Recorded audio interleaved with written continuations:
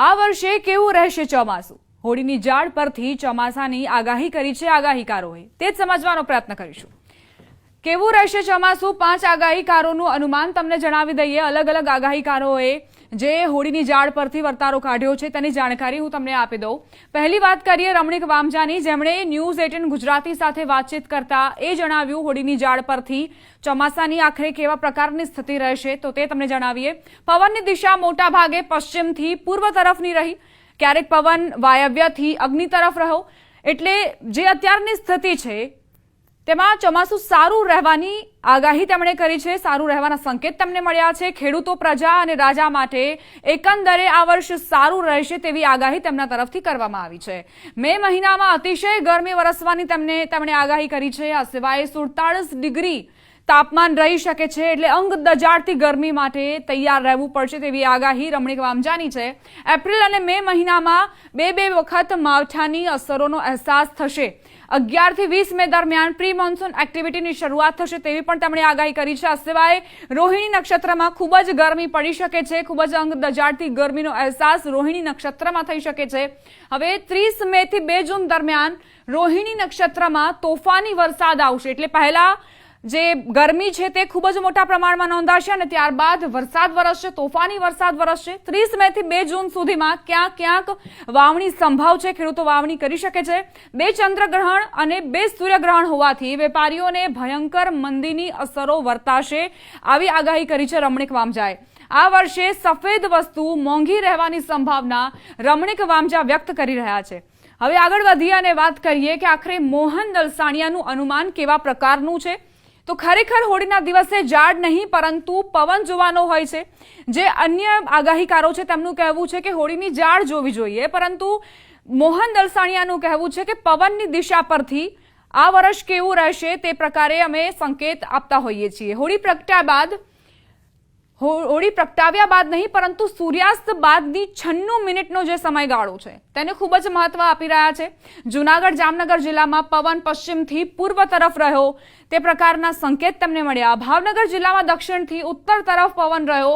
મોહન દલસાણિયાની આ પ્રકારની જે આગાહી છે તે રહી છે. ચોમાસામાં વરસાદ સારો રહી શકે છે. આ વખતે કસ કાતરા નબળા રહ્યા અને વનસ્પતિ નેગેટિવ જોવા મળી છે.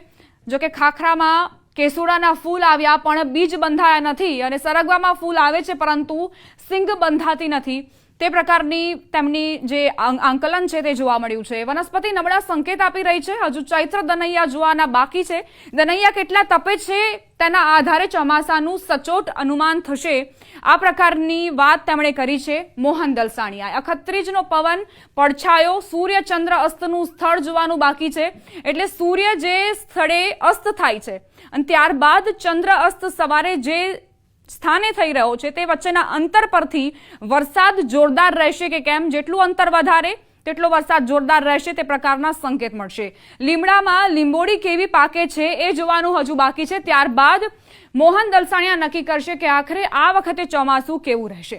હવે આગળ વધીએ અને રજનીકાંત લાલાણીનું અનુમાન શું કહે છે તે પણ તમને જણાવી દઈએ.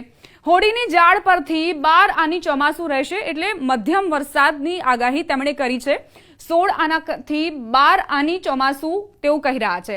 આખા સૌરાષ્ટ્રમાં વાવણીનો વરસાદ ભીમ 11 આસપાસ થશે. અષાઢ મહિનામાં 10 થી 15 દિવસ સારો વરસાદ પડવાનો છે. આ સિવાય અષાઢમાં નદી નાળામાં નવા નીર આવી જશે. એટલે ખેડૂતો માટે આ જે આગાહી છે તે ખૂબ જ સારી ગણી શકીએ. શ્રાવણ મહિનો સંપૂર્ણપણે કોરો રહી શકે છે. ભાદરવા મહિનાની વાત કરીએ તો દશમથી દશેરા સુધી, નવરાત્રી દશેરા સુધી ખૂબ સારો વરસાદ પડી શકે છે. બોરડીમાં બોર ન આવવા એ ચિંતાનો વિષય નથી. ગયું ચોમાસું સારું હતું એટલે બોરડીમાં બોર ન આવે તે પ્રકારની વાત કરી રહ્યા છે રજનીકાંત લાલાણી. રાજ્યમાં ચોમાસું 12 આની રહેશે, એટલે મધ્યમ વરસાદ રહેશે. મોટાભાગના વિસ્તારમાં હોળીની ઝાડ પૂર્વ અને અગ્નિ તરફ રહી છે તેવું તેમનું આંકલન છે, અનુમાન છે. ચોમાસા પહેલા સમુદ્રમાં વાવાઝોડું સંભવ છે. વાવાઝોડાની આગાહી કરી છે નિલેશ વાલાણીનું અનુમાન પણ હવે જાણી દઈએ કે રાજ્યમાં ચોમાસું 12 આની રહેશે. મોટાભાગના વિસ્તારમાં હોળીની ઝાડ પૂર્વ અને અગ્નિ તરફ રહી ચોમાસા પહેલા સમુદ્રમાં વાવાઝોડું સંભવ હોવાની આગાહી તેમણે કરી છે. હોળીનો ઝુકાવ થોડા સમય માટે દક્ષિણ પશ્ચિમ દિશા તરફ રહ્યો. દક્ષિણ પશ્ચિમ દરિયાકાંઠે અતિવૃષ્ટિની સંભાવના છે. જે દરિયાકાંઠાના જિલ્લાઓ છે ત્યાં વરસાદ વરસશે, અતિવૃષ્ટિ થઈ શકે છે, એટલે જે કચ્છનો ભાગ છે, ગીર સોમનાથ છે, દ્વારકા છે, એવા જિલ્લાઓ કે જે કાંઠા વિસ્તારોમાં આવેલા છે ત્યાં અતિવૃષ્ટિ થઈ શકે છે. આ પ્રકારનું અનુમાન નિલેશ વાલાણીએ વ્યક્ત કર્યું છે. અત્યારે હોળીનો પવન જોવા જઈએ તો સૂર્યાસ્ત પછી એક ઘડીમાં હોળી પ્રગટાવતી હોય 24 મિનિટમાં અને લગભગ 96 મિનિટ સુધી પવન જોવામાં આવતો હશે. હવે પવન સ્પષ્ટ જણાય છે કે પવનની ગતિ જે છે એ પશ્ચિમની જણાય છે અને ક્યારેક નોર્થથી જણાય છે. એટલે આ વખતે ઉનાળાના દિગ્દર્શન કરતાં આ વખતે ચોમાસાની ગતિવિધિ હોળીના પ્રથમ દિવસમાં મુખના તહેવારમાં સારી જણાય છે. હવે અખાત્રીજનો પવન પરોઢે જોવામાં આવશે તે પછી વધુ દિગ્દર્શન થશે, પણ મેઘ ગરબડાવો બન્યો નથી. એટલે આ વખતનો જે વરસાદ જે છે એ લો પ્રેશર કે ભીન ભીન ભાગોમાં બનવા શક્યતા છે. અરબ સાગર અને બંગાળ સાગરમાં એક પછી લો પ્રેશર બનશે. આરોગ્ય માટે જોવા જઈએ તો હોળી જે છે એ વસંત સંપાતના બીજના નજીક આવતી હોય છે. હવે વસંત સંપાત 20મી માર્ચે વસંત સંપાત બીજ આવશે અને આ હોળીનું મહત્વ એટલા માટે હોય છે, લગભગ અત્યારે કફ ને બધું વધારે થતું હોય છે, એટલે ખજૂર ખાવાનું, ધારી ખાવાનું બધું મહત્વ છે.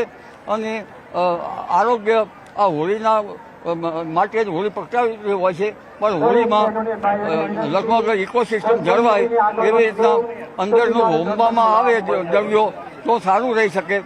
કારણ કે આવડી મોટી હોળીમાં જો દ્રવ્યો હોમવામાં આવે તો આપણી ઇકોસિસ્ટમ પર્યાવરણ સુધરી શકે.